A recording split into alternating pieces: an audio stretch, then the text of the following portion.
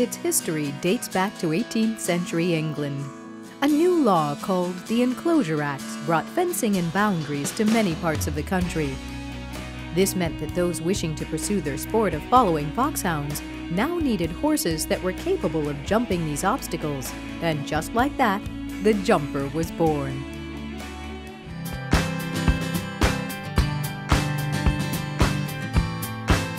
In 1869, the sport, then called leaping, came to prominence at the Dublin Horse Show. 15 years later, leaping competitions were brought to Britain, and by 1900, most of the important shows had leaping classes. Today, show jumping enjoys enormous popularity around the world, particularly in Europe and North America, where large spectator crowds and strong television ratings are the norm. The jumping events in the Olympics are some of the most popular Olympic events. People unfamiliar with horse shows may be confused by the difference between hunter classes and jumper classes. Hunters are judged subjectively on the degree to which they meet an ideal standard of manners, style, and way of going. Conversely, jumper classes are scored objectively, based entirely on a numerical score determined only by whether the horse attempts the obstacle, clears it, and finishes the course in the allotted time.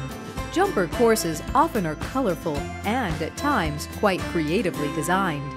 Jumper courses tend to be much more complex and technical than hunter courses because riders and horses are not being judged on style.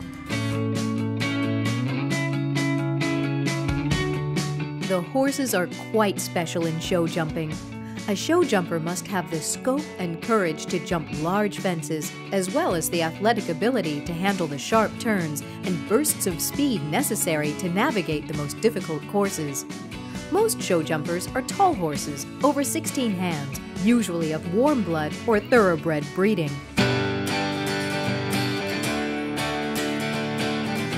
It's not a mystery why jumping today has a large following of fans and supporters. The supreme athleticism needed to compete is something that astonishes fans all over the world.